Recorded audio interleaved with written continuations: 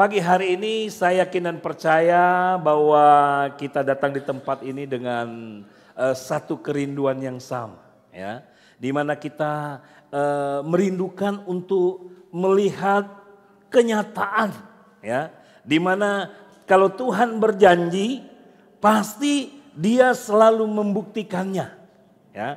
Allah tidak hanya sekedar omon-omon, orang bilang, ya. Gak hanya sekedar ngomong-ngomong, ya. Kalau kita mungkin sering omon-omon gitu, ya, ngomong-ngomong. Tapi kalau Allah berbicara pasti Dia akan melakukannya. Karena Dia Allah yang berkuasa. Amin. Dia adalah Allah yang penuh kuasa.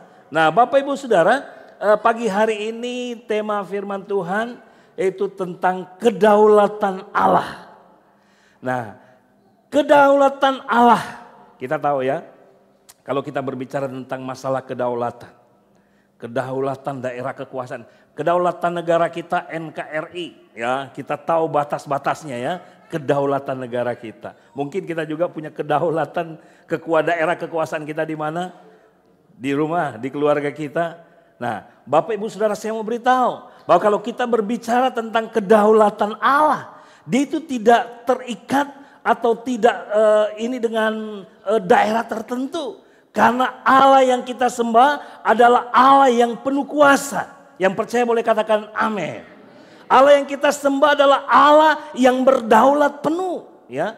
Dia memenuhi alam semesta ini, ya. Dia adalah Allah yang layak untuk kita sembah. Amin. Nah, Bapak Ibu Saudara, kalau kita berbicara tentang kedaulatan Allah, kita sudah berbicara tentang membangun kerajaan Allah di muka bumi ini. Di mana manusia pernah gagal membangun kerajaan Allah. Kemudian sekarang kita kembali diingatkan untuk membangun kerajaan Allah di muka bumi ini, ya. Bapak Ibu Saudara, membangun kerajaan Allah di bumi ini berarti mewujudkan pemerintahan Allah di dalam kehidupan kita. Amin. Siap untuk membangun kerajaan Allah di dalam kehidupan kita? Kalau kita membangun kerajaan Allah di dalam kehidupan kita, artinya kita harus mengizinkan Dia memenuhi hidup kita, ya. Mengizinkan Dia untuk memerintah kehidupan kita supaya kita bisa mengalami hal-hal yang indah dan luar biasa di dalam kehidupan kita, ya.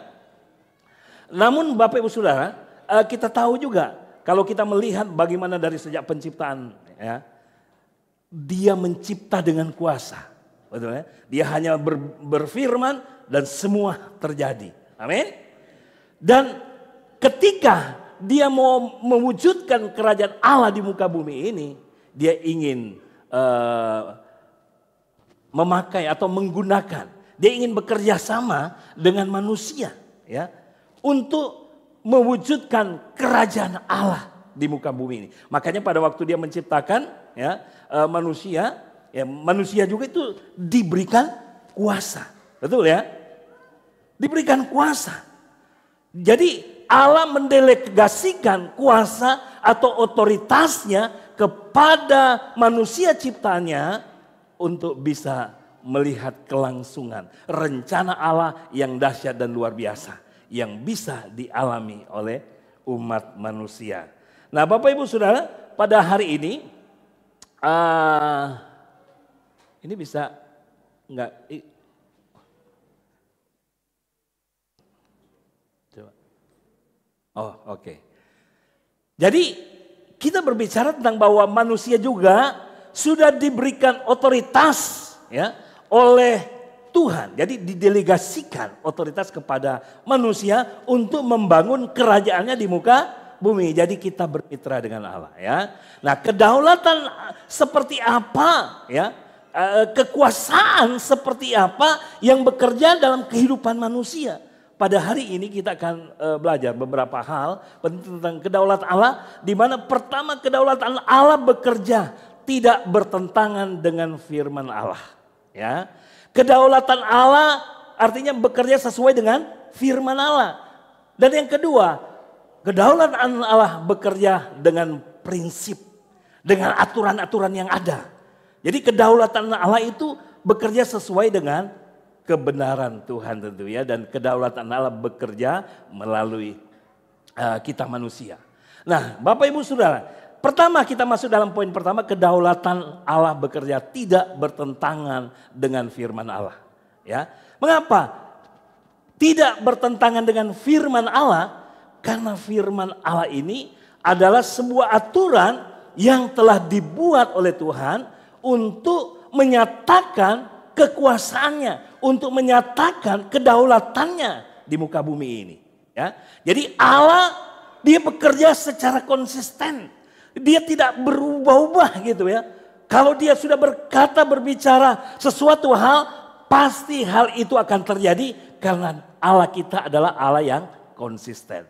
Manusia kita terkadang kita suka berubah-ubah. Kita memikirkan sesuatu atau kita menetapkan sesuatu, terkadang kita sudah tentukan, akhirnya berubah lagi.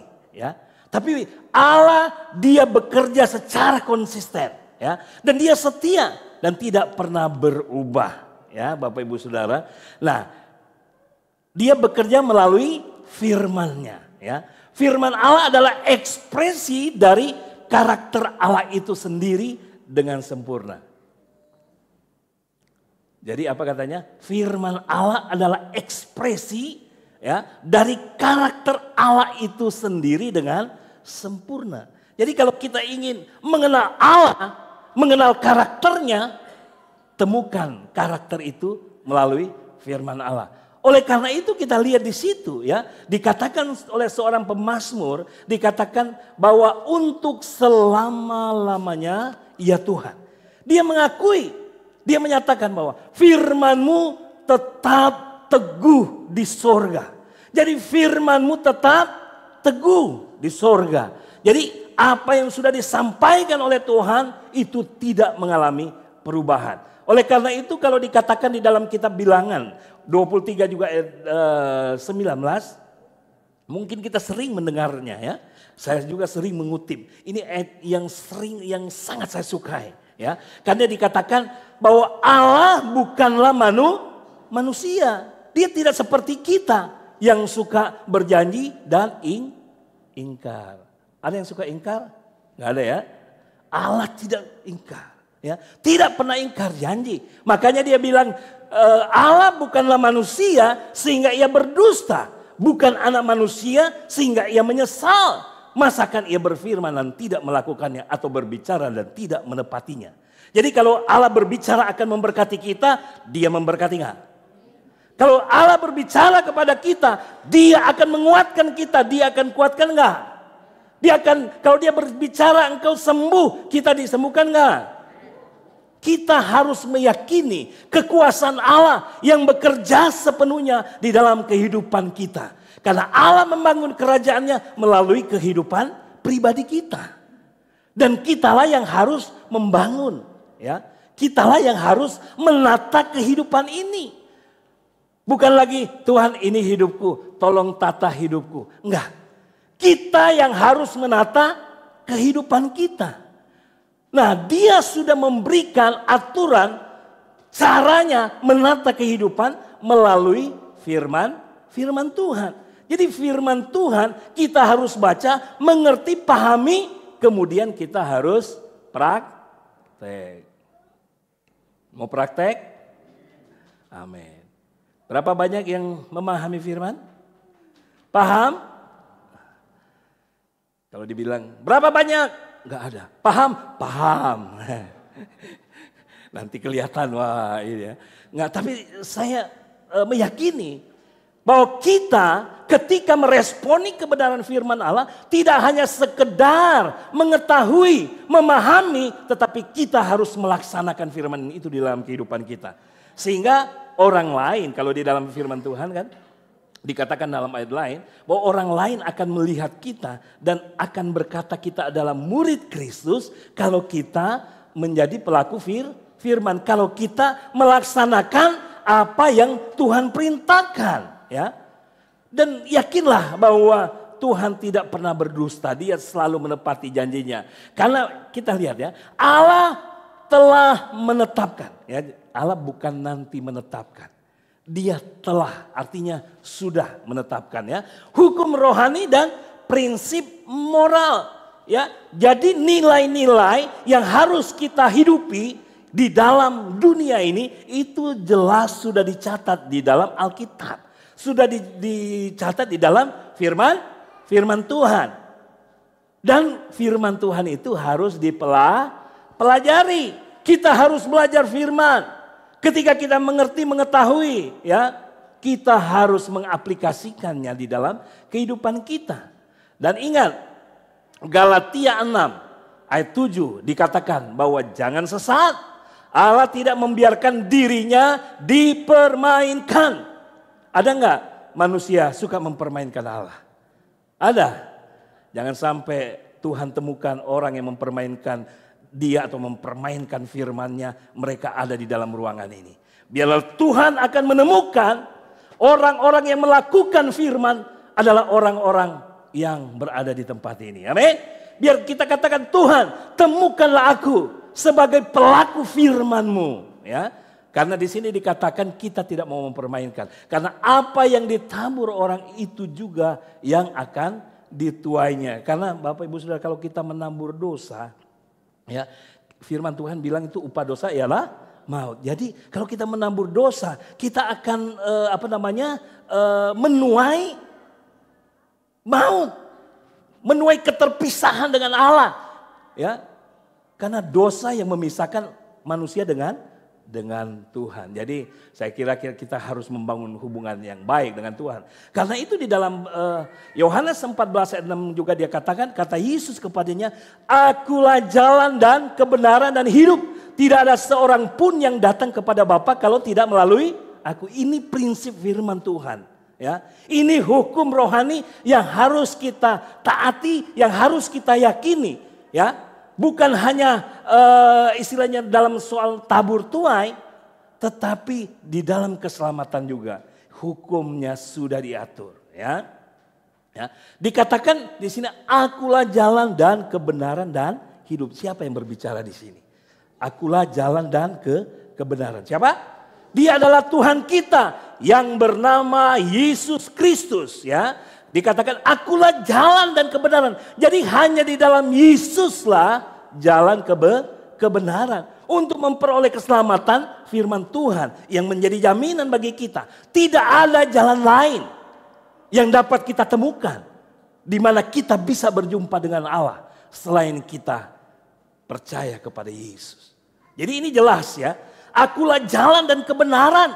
Yesus berkata, akulah jalan dan kebenaran. Karena memang dia adalah kebenaran itu sendiri. Firman-Mu adalah kebenaran, dikatakan. Kuduskanlah mereka dalam firman, karena firman-Mu adalah kebenaran. Dan dia mengakui, akulah jalan dan kebenaran. Nggak ada seorang pun yang bisa ketemu Bapa Surgawi kalau tidak melalui firman. Kita mungkin kalau kita mau pergi ke luar negeri, ya, kita boleh berbeda jalan, betul ya, dengan kendaraan yang berbeda, ya. Mungkin kita mengenakan pesawat yang berbeda. Oleh karena itu ada sebuah ungkapan yang berkata seperti apa? Ada banyak jalan menuju ke Roma. Jadi ada banyak jalan menuju ke Roma. Kita mungkin perginya berbeda-beda, ya, dengan cara yang berbeda. Nanti kita ketemunya di Roma, betul? Tapi firman Tuhan jelas mencatat bahwa untuk menjumpai Bapa Surgawi hanya melalui Yesus Kristus. Yang percaya kepada Yesus katakan amin. Nah, jadi Bapak Ibu, keselamatan hanya diperoleh dalam Yesus Kristus.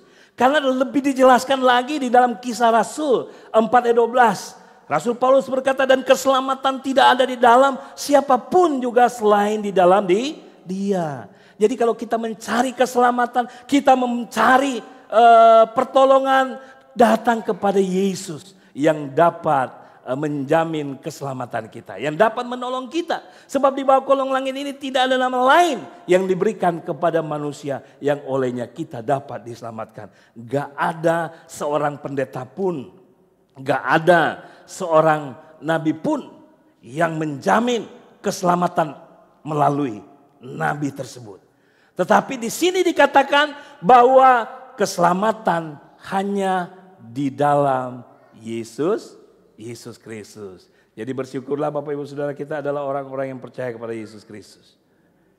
Saudara percaya kepada Yesus Kristus? Oh, bertanya seperti itu gimana Pak David? Kami ada di sini ya tentu kami orang yang percaya. Tapi benarkah kita ini percaya? Belum tentu Bapak Ibu Saudara. Percaya Yesus? Halo, saudara percaya Yesus? Ya. Kalau sakit lebih percaya bodrek atau Yesus?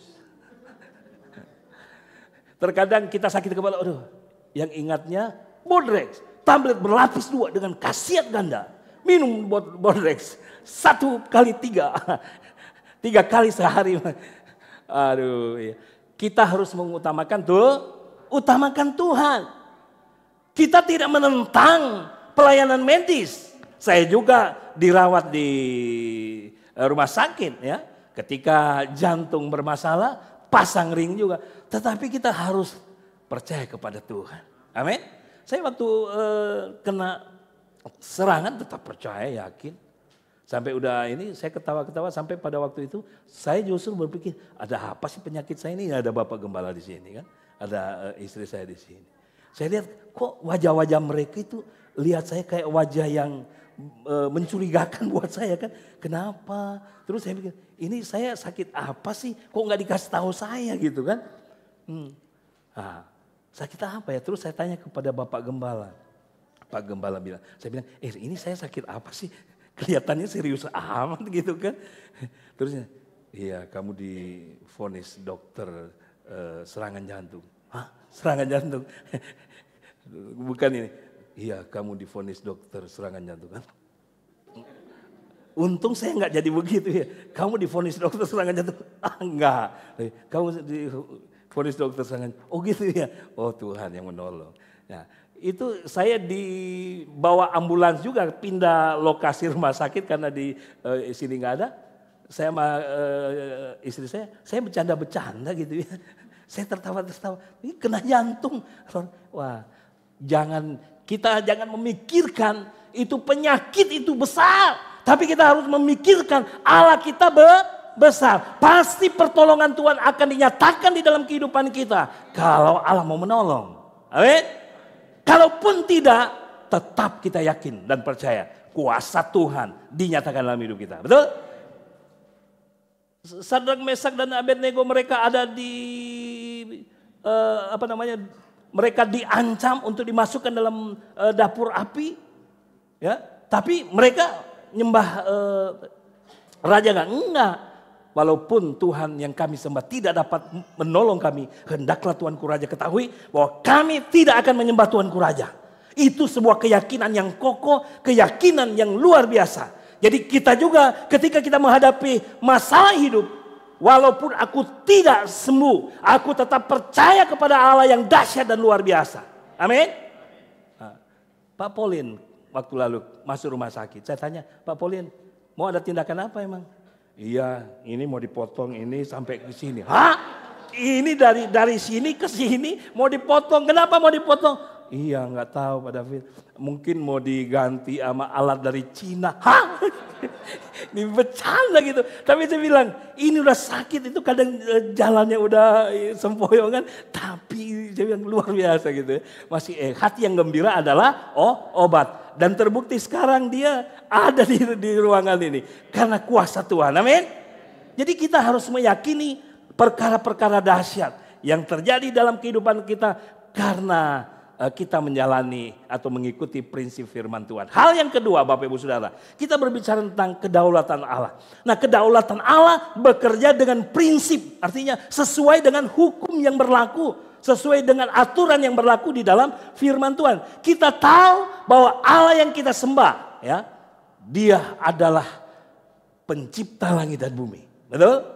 Dan ketika kita membangun kerajaan Allah di dalam kehidupan kita, maka kita harus menjadikan Allah itu, Tuhan kita, sebagai Raja yang berkuasa. Pemegang otoritas tertinggi di dalam kehidupan kita. Dan firman-Nya menjadi hukum yang akan mengatur di dalam kehidupan kita.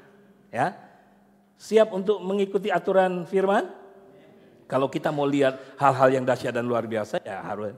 Tidak ada hal lain selain kita harus mengikuti aturan firman ya. Karena apa?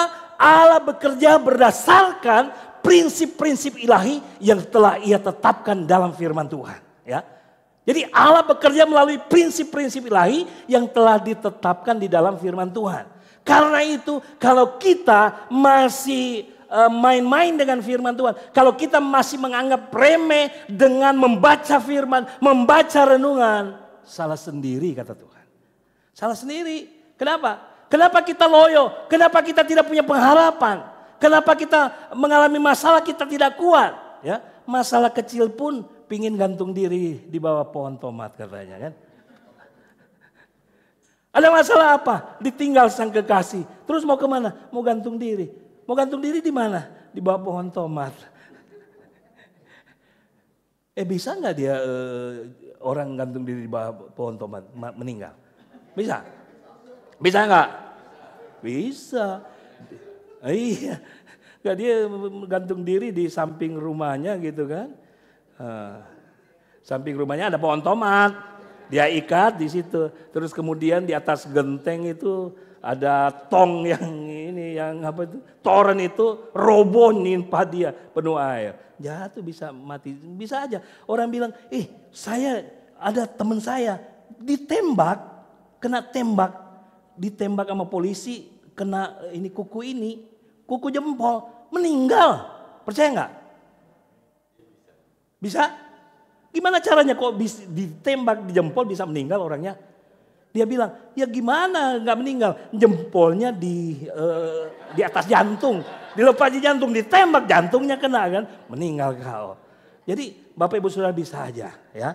Tapi kita harus menuruti firman. Jadi apa yang disampaikan oleh Tuhan melalui firman-Nya, kita turuti maka kita akan melihat hal-hal yang indah dan luar biasa. Kita menjadi pribadi-pribadi yang semakin luar biasa, semakin dahsyat, semakin menyenangkan Tuhan.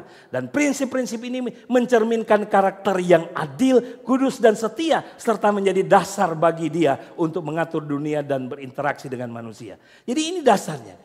Kita berbicara tentang asas keadilan, ya, keadilan. Allah kita adalah Allah yang adil. Karena Dia adalah Allah yang adil, Dia mau kita harus menerapkan keadilan itu di dalam kehidupan kita. Jangan berlaku tidak adil di rumah, di jalanan, di masyarakat. Harus berlaku adil. Ada orang tua memperlakukan anaknya dengan tidak adil. Demikian juga sebaliknya, ada anak sudah berhasil memperlakukan orang tuanya tidak adil.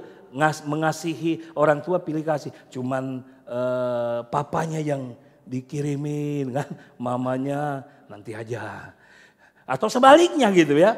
Nah, harus berlaku adil dan setia ya, setia tidak berubah. Waduh, kita ini sudah menunjukkan, kalau saya bisa lihat pandang jemaat Tuhan di tempat ini, saya mau berkata kepada Bapak Ibu Saudara, ini hal yang sudah menunjukkan kesetiaan ya. Tapi pertahankan kesetiaan kita. Karena hampir setiap minggu kalau saya lihat di setiap minggu kita hadir. Ya. Pertahankan kesetiaan. Ya. Setia artinya kita berdiri kokoh teguh ya dalam prinsip. Ya, kita tidak mau tergeserkan, bergoyahkan. Saya setia beribadah, saya setia berdoa, saya setia membaca firman Tuhan, ya. Sudah setia membaca firman? Halo? Renungan dibaca, kalau dikirimin belum dibaca. Oke, mantap, tapi belum dibaca. Mantap firman Tuhan. Nah, saudara, baca dulu baru kita bilang, oke, mantap. Ya, jangan sampai Bapak Ibu Saudara ada yang dikirimin renungan, baru dikirim langsung, oke, mantap. Nah, Bapak Ibu Saudara harus setia, amin. Ada yang ketawa karena mereka tahu apa yang mereka lakukan. Kudus dan setia serta menjadi dasar bagi Dia untuk mengatur dunia ini. Ya, Allah mengatur dunia ini supaya ada keteraturan di dalam kehidupan kita sebagai orang yang percaya kepadanya. Ya, Bapak Ibu Saudara, selanjutnya kita lihat tentang prinsip-prinsip Allah dalam Alkitab. Seperti prinsip tabur tuai. Prinsip tabur tuai tadi sih sudah dijelaskan. Jangan sesat, Allah tidak membiarkan dirinya dipermainkan. Jadi saya yakin dan percaya kita akan serius dengan kebenaran firman Allah. Ya, kalau kita udah tahu kebenaran itu, mari kita mau hidup sesuai dengan kebenaran. Taatlah dalam firman Tuhan. Jangan kita hanya kelihatan, kalau di gereja ada amin, amin. Ada amin, Pak aminnya udah keluar, udah nggak ada. Gitu ya. Ada amin.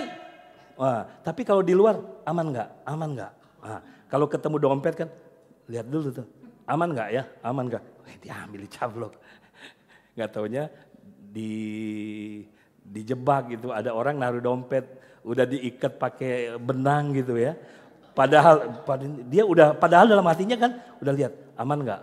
Aman nggak? Aman nggak? Pas dia mau ambil, ditarik gitu. Ya ketahuan gitu ya. Jadi lebih baik kita berdoa supaya kita diberkati. Bukan untuk memiliki barang milik orang lain ya. Jadi jangan sesat. Apa yang ditabur orang itu juga akan dituai. Kalau kita menabur kebaikan pasti kita akan menuai kebaikan.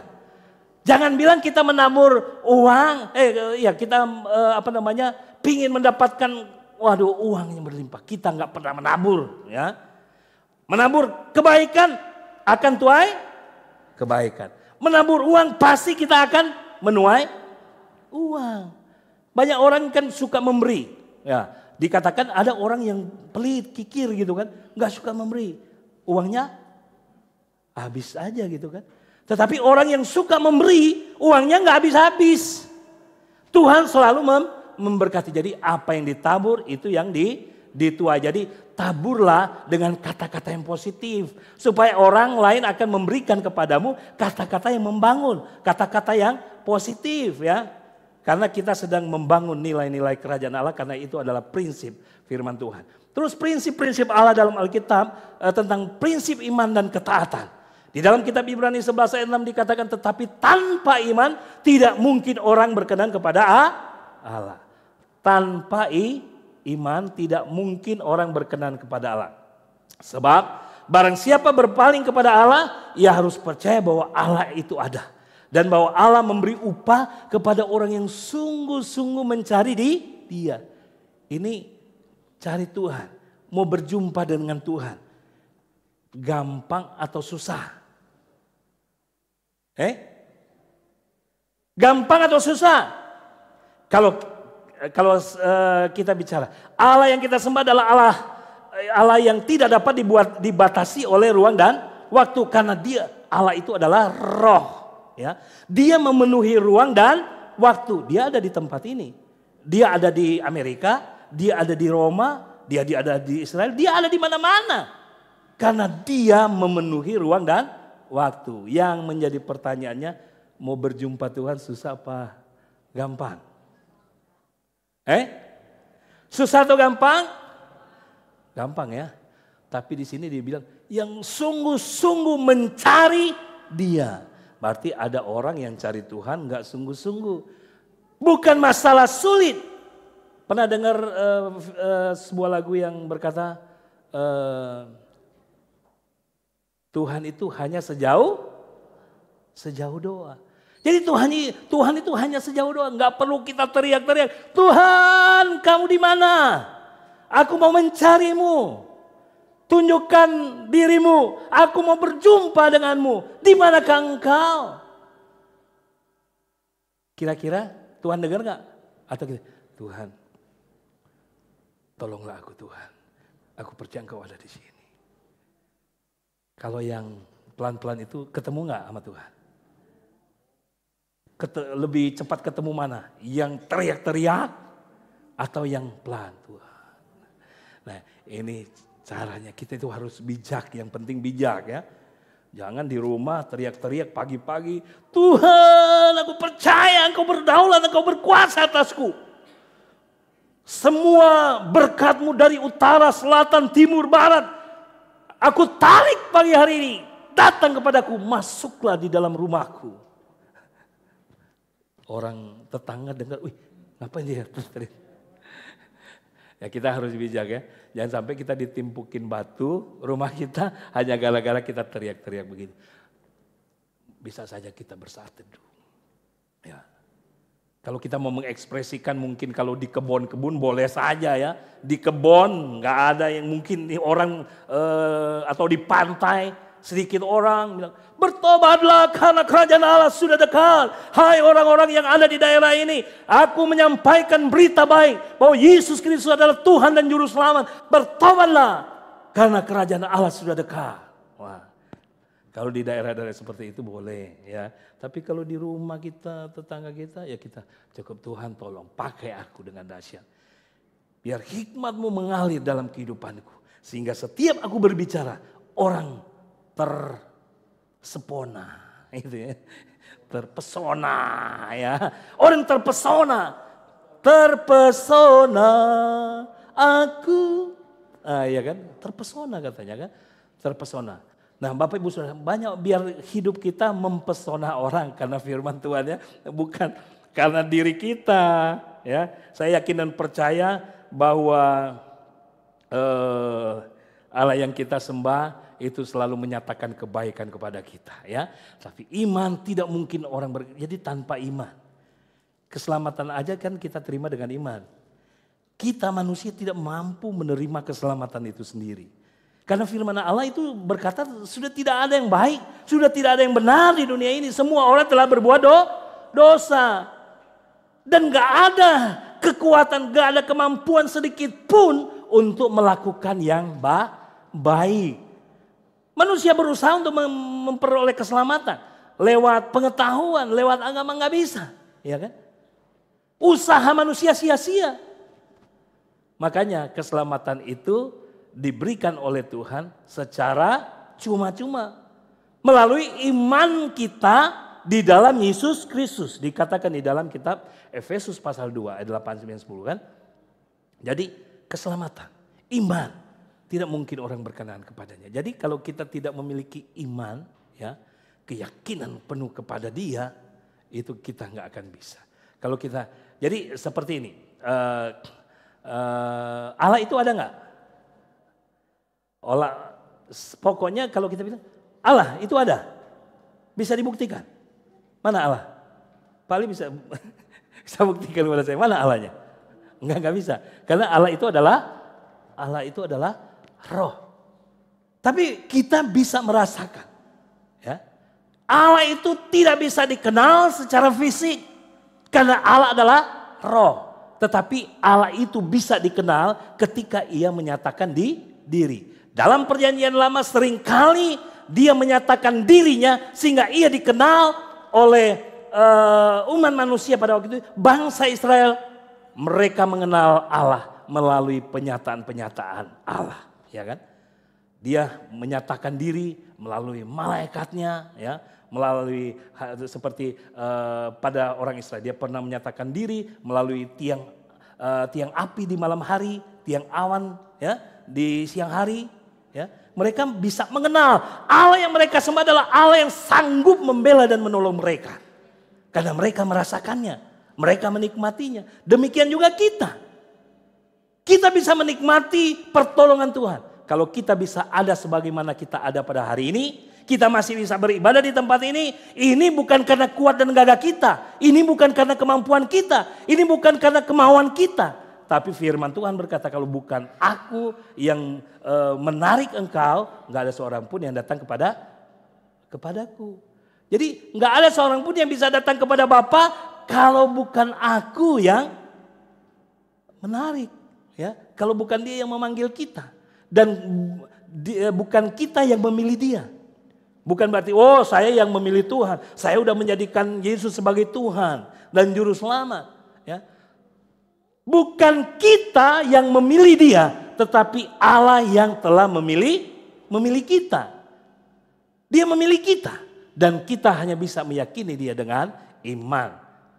Karena perbuatannya, karena kemahakuasaannya, karena kedaulatannya, kita bisa meyakininya. Ya. Terus terakhir, yang ketiga, kedaulatan Allah itu bekerja melalui manusia. Artinya melalui kehidupan kita semua. Merasakan kedaulatan Allah dalam kehidupan kita? Ya, Dia bekerja melalui kehidupan kita sebagai umat manusia. Nah Bapak Ibu Saudara, kalau kita berbicara tentang kedaulatan Allah. Kalau dikatakan di dalam kitab Kejadian pasal 1 ayat 26 dan 28, di situ dijelaskan tentang bagaimana Tuhan menunjukkan kedaulatannya dan memberikan kuasa kepada umat manusia. Maka dikatakan di situ bahwa Tuhan berbicara, marilah kita menciptakan manusia segambar dan serupa dengan kita. Ya. Jadi marilah kita menciptakan manusia segambar dan serupa dengan kita. Supaya mereka bisa berkuasa atas seluruh bumi ini. Itu singkat cerita. Kemudian di dalam kitab Mazmur pasal 115 ayat 16. Kalau kita baca di situ. Bahwa bumi ini diciptakan. Itu diberikan kepada manusia. Ya. Jadi menjadi milik manusia untuk dikembangkan. Ya. Tuhan mempercayakan bumi ini kepada manusia. Jadi lewat manusia Allah bekerja ya melalui kekuasaannya. Karena itu ya kita harus meresponinya dengan mentaati dan tunduk pada otoritasnya. Kita lihat di dalam kitab Keluaran 3 ayat 10. Jadi sekarang pergilah aku. Ya, dikatakan jadi sekarang pergilah aku mengutus engkau kepada Firaun, membawa umatku orang Israel keluar dari tanah Mesir.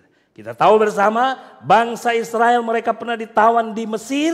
Ya, karena mereka meninggalkan Allah mereka. Karena mereka menyembah Allah lain. Padahal firman Tuhan mengajar kepada bangsa Israel, kepada umat Tuhan, kepada umat pilihannya apa? Hukum Musa, dia katakan, jangan ada padamu Allah lain. Jangan menyembah Allah lain selain Allah Yahweh. Ya, selain Allah yang Tuhan mau. Ya, tidak boleh menyembah Allah lain. Makanya dia pergi untuk membawa umatnya ke Mesir. Mereka ditawan. Tapi Musa dipakai oleh Tuhan untuk membawa umat Israel terlepas dari Mesir. Kemudian Maria juga dikatakan, Maria sesungguhnya aku ini adalah hamba Tuhan. Jadilah padaku menurut perkataanmu itu. Lalu malaikat itu meninggalkan dia. Ya. Jadi kemahakuasaan Tuhan. Tuhan memakai manusia. Allah menyatakan kekuasaannya, menyatakan dirinya bisa melalui siapa saja. Ya. Tuhan berbicara kepada kita nggak selalu melalui malaikat. Tuhan bisa berbicara kepada kita bisa melalui sesama kita. Tuhan berbicara kepada istri bisa melalui suami. Demikian juga Tuhan berbicara kepada suami bisa melalui istri. Atau juga Allah berbicara kepada orang tua bisa melalui anak. Itu mau-maunya Tuhan. Tinggal kita belajar peka terhadap suara Tuhan. Pada suatu hari saya pernah juga sampaikan mungkin kan. Bahwa saya lagi nge-Grab. Susah penumpang pada waktu itu. Pulang-pulang cuma bawa 50.000. Saya bilang sama istri saya. Nih saya sudah bekerja segiat-giatnya. Tapi saya hanya membawa uang 50.000 sebagai hasil kerja. Anak saya Given dengar dari kamar. Dia bilang, Pi, mengucap syukur. Pi, mengucap syukur. Wah, ini anak aja dipakai. Akhirnya Given itu dipakai oleh Tuhan menyadarkan saya. Oh iya, saya udah mengucapkan hal yang sepertinya tidak mengucap syukur. Karena saya bilang sama istri saya udah bekerja seharian cuma 50.000 ini. Iya kan? Kayaknya seolah-olah mengalami apa ya. Aduh kok seperti itu ya. Pernah mengalami itu. Nah ada juga yang pernah mengalami. Saya melihat itu ada orang-orang yang rekan-rekan saya, teman satu aspal. Saya melihat ada juga yang mengalami hal yang demikian. Tapi percayalah bahwa Tuhan tetap berdaulat atas hidup kita. Mau berapapun, mau 50.000 pasti cukup. Mau 1 juta pasti habis. Betul? Emang bedanya dapat 10 juta sama 100.000 apa? Nolnya, ya. Tapi Bapak Ibu Saudara, kita dapat 10 juta sebulan, itu pasti habis. Mereka bilang, zaman sekarang 10 juta sebulan. Jangan hitung-hitungan kalau cuma 10 juta. Ya, 10 juta mau hitung-hitungan. Nih, saya bukain catatan. Nih, baca semua ini. Keluar ini, keluar ini, keluar itu. Akhirnya tinggal, oh bener juga ya. Jadi mau 10 juta, mau enggak sama, tapi Allah berdaulat. Mau seberapa, 1 juta, 2 juta. Kalau masih bisa hidup dan bernafas sampai pada saat ini. Semua karena kemahakuasaan Tuhan. Amin. Ini Tuhan memelihara kita. Bukti pemeliharaan Tuhan. Karena Dia adalah Allah yang berdaulat. Dan Dia memakai kita semua. Dan kalau Tuhan mau memberkati, enggak selalu itu berkat itu melalui pekerjaan kita. Bisa melalui orang lain yang membuka jalan. Betul? Bisa memberkati lewat siapa? Lewat bos kita, lewat siapa? Jadi berjalanlah dengan iman. Ya. Karena Tuhan sudah menyiapkan berkat-berkat khusus di dalam kehidupan kita. Yang penting enjoy saja. Ya. Dikatakan di dalam kitab Matius, dikatakan, karena itu pergilah jadikanlah semua bangsa muridku dan baptislah mereka dalam nama Bapa dan Anak dan Roh Kudus. Jadi ini juga kita diberikan tugas dan tanggung jawab untuk menjadi saksi Tuhan. Kita sudah diselamatkan oleh Tuhan. Dan Tuhan mau kita juga dipakai untuk kemuliaan namanya. Amin. Nah karena itu kita lihat ya. Bagaimana kita meresponi kedaulatan Allah melalui kehidupan manusia. Kita harus meresponi dengan benar. Kalau Tuhan panggil kita, Tuhan berbicara kepada kita. Jadi berkat bagi orang lain. Kita harus respon. Seperti Yesaya.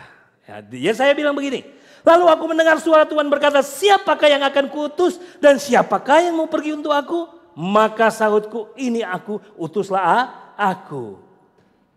Halo? Siap? Siap diutus? Siap dipakai oleh Tuhan? Kemuliaan Tuhan mau dinyatakan dalam kehidupan kita, amin? Jadi ketika kita membangun hubungan dengan Tuhan dan Tuhan berkata kepada kita, halo anakku, apakah sudah siap untuk diutus? Kita akan berkata kepada Tuhan dengan berani dan lantang. Amin. Apa ungkapan kata kita? Ini aku. Apa? Ini aku Tuhan, utuslah Dia.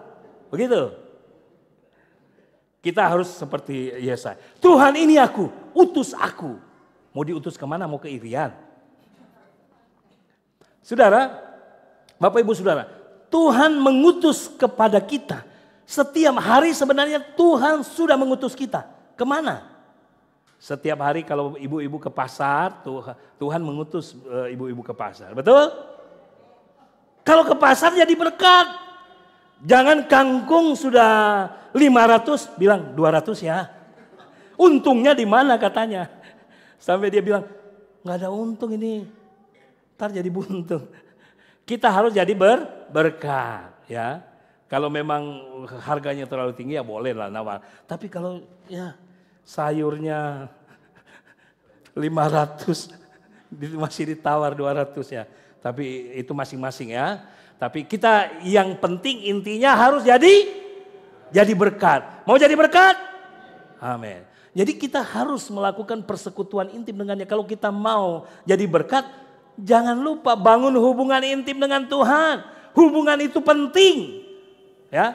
Makanya Yeremia 33 ayat 3 dia berkata, berserulah kepadaku maka aku akan menjawab engkau dan akan memberitahukan kepadamu hal-hal yang besar dan yang tidak terpahami, yakni hal-hal yang tidak kau ketahui. Ini janji Tuhan loh Bapak Ibu Saudara. Kalau kita membangun hubungan yang baik dan benar dengan Tuhan, maka dikatakan aku akan memberitahukan kepadamu hal-hal yang kecil. Begitu? Oh bukan. Dia akan memberitahukan hal-hal yang besar. Ya. Tuhan jadikanlah aku lilin kecil yang menerangi daerahku, keluargaku. Kita harus minta yang besar. Amin. Jadikan aku orang yang membawa dampak besar bagi keluargaku, bagi tetanggaku, bagi masyarakat yang ada di sekitarku. bagi rekan-rekanku. Aku berdampak. Mau berdampak Bapak Ibu Saudara? Saatnya kita harus mewujudkan kedaulatan Allah di dalam kehidupan kita. Kita harus membawa dampak yang besar. Kalau kita membawa dampak yang besar Bapak Ibu Saudara, baca Ayub. Ayub pasal 29 kalau nggak salah di situ ya. Ini saya teringat aja. Ini Ayub itu, Om Ayub luar biasa Bapak Ibu Saudara. Dia bawa dampak yang besar. Mulai dari anak-anak muda itu dia bawa dampak kepemimpinannya. Dia menjadi contoh dan teladan kepada anak-anak muda.